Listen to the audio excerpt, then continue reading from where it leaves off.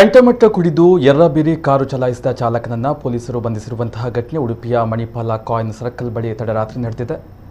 ಪ್ರಕರಣಕ್ಕೆ ಸಂಬಂಧಪಟ್ಟಂತೆ ಶಿವಮೊಗ್ಗದ ಕಾರು ಚಾಲಕ ಸುಹಾಸ್ ಎಂಬತ್ನನ್ನ ಪೊಲೀಸರು ಬಂಧಿಸಿದ್ದಾರೆ.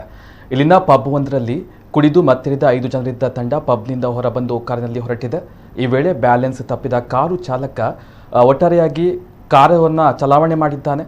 ಗಾಬರಿಗೊಂಡ ಜನ ಬೊಬ್ಬೆ ಹೊಡೆದಿದ್ದಾರೆ. ಇದರಿಂದ ಗೊಂದಲಕ್ಕೆ ಈಡಾಗಿ ಕಾರು ಚಾಲಕ ಕಾರು ಚಲಾಯಿಸಿಕೊಂಡು ಪರಾರಿಯಾಗುವ ವೇಳೆ 2 ಕಾರುಗಳು ಜಖಂಗೊಂಡಿದೆ. ಇನ್ನು ಸುಹಾಸ್ ಜೊತೆ ಕಾರ್ನಲ್ಲಿ 4 ಮಂದಿ ಇದ್ದರು ಎಂದು ತಿಳಿದು ಬಂದಿದೆ. ಇಲ್ಲಿನ ಪೇರಂಪಳ್ಳಿ ರಸ್ತೆಯಲ್ಲಿ ಕಾರು ವಶಕ್ಕೆ ಪಡೆದ ಪೊಲೀಸರು ಚಾಲಕನನ್ನ ಬಂಧಿಸಿದ್ದಾರೆ. ಮಣಿಪಾಲ ಠಾಣೆಯಲ್ಲಿ ಪ್ರಕರಣ ದಾಖಲಾಗಿದೆ.